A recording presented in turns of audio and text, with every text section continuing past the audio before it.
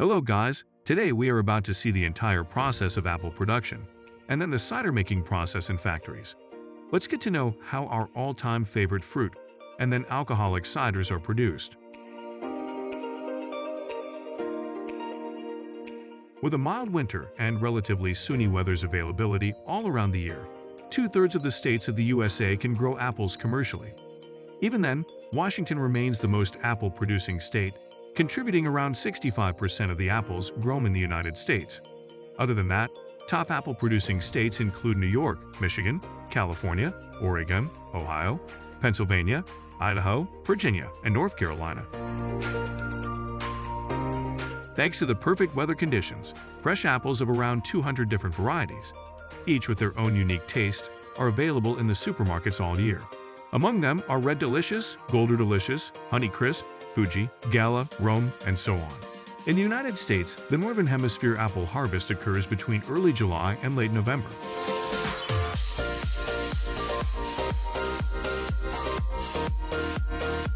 While in the Southern Hemisphere, apples are in season from March to April.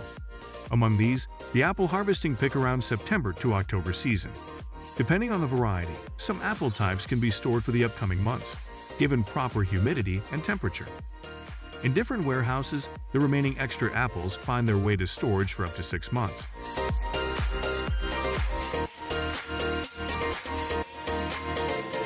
Again, in the market, only either hemispheric apples are commonly found. Apple trees grow best in sandy soil beds. Additionally, the soil has to be non-compacted, easy to handle, and accessible air circulation plays a vital role in the apple tree's overall growth factor and later, the amount of fruiting. In the beginning, farmers had to prepare the soil beds. At first, the pH level is measured. Around 6 to 7 acidity levels easily suffice. To make the whole process organic, farmers use lime juice to dilute the soil contents.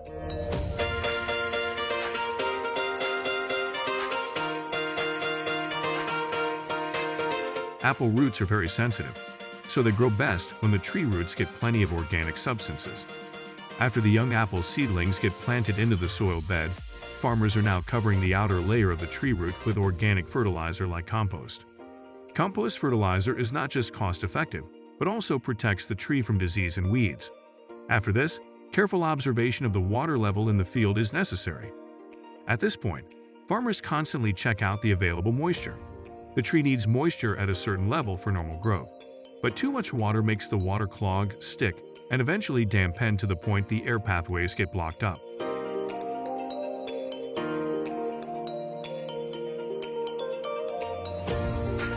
This type of condition is so detrimental to the young tree plant that within a week's span, they may start to rot down entirely.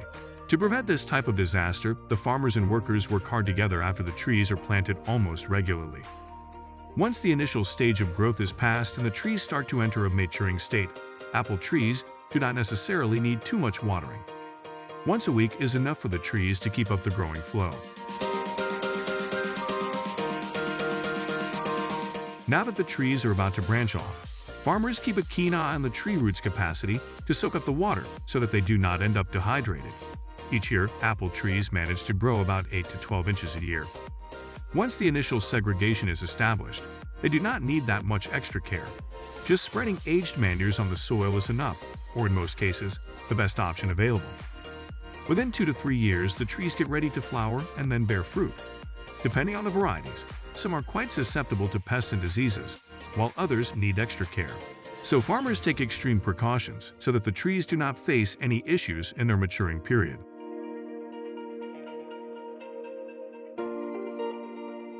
For better access to heat once a year, pruning does the best job. Now all the hard work is showing off its fruitfulness. The yards are full of hundreds of apples, decorating each tree extravagantly. Farmers carefully handpick the fruits from the trees. Apples are prone to getting damaged if too much force is used, so to protect the smooth, silky texture of the fruit, now thousands of workers are flocking towards the apple yards with a portable carrier or hand basket to pick up the fruits.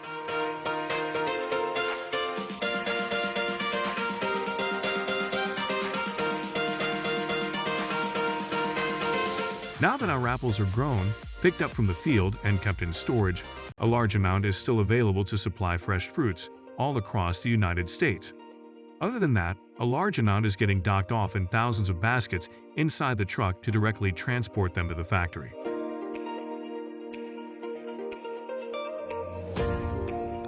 Inside the factory, apples are processed in so many different ways to produce processed cans, either as juices, desserts, and so on. But for today, we're going to take you guys to see the entire process of making apple cider.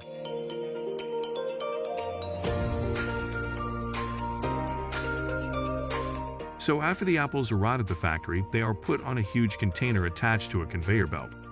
Gradually, the apples fall onto the belt and cold water is rinsed as the belt moves forward. So the apples get washed up in the process. Then they fall into a bigger moving line to get washed multiple times.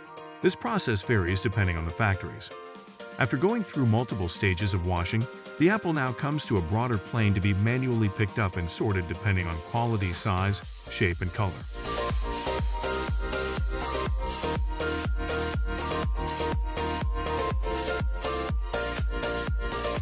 After the apple selection process is over, rotten and low-quality apples are removed. Now comes the process called milling. Apples go through a big circulating pulp to be crushed, and the apple juices are extracted to be taken through a different path for further processing. The crushed parts, although unwanted, are later used as organic fertilizer or green energy producers. Now comes the stage of fermenting the juices. Apples' natural sugars like glucose, fructose, and sucrose are fed enough yeast that the slow reaction eventually turns into an alcoholic substance. This is the raw, unprocessed cider right now, containing around 7% sugars, depending on the apple variety.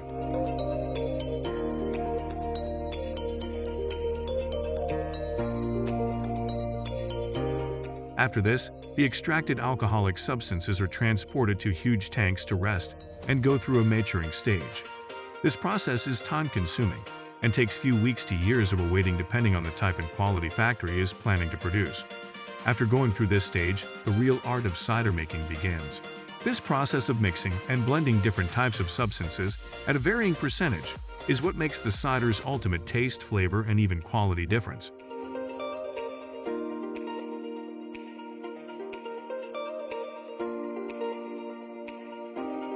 Fast forward, and the yeast converts all of the remaining sugars into alcohol, causing the liquidity level to decrease and sometimes even totally dry out.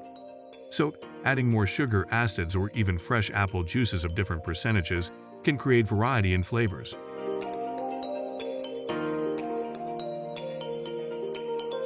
Now comes the process of stabilization. Some cider makers use isinglass. Others go through the pasteurization process to avoid further fermentation. Either of the processes allows the cider to stay perfect for a few months down the road in a cool environment. Finally, we are done with preparing the cider, and it's time for packing. Usually, cider is poured into a glass bottle, and the mouth gets perfectly sealed, preventing airflow. At the last stage, the labels are attached and packed up in the boxes to be directly delivered to the supermarkets.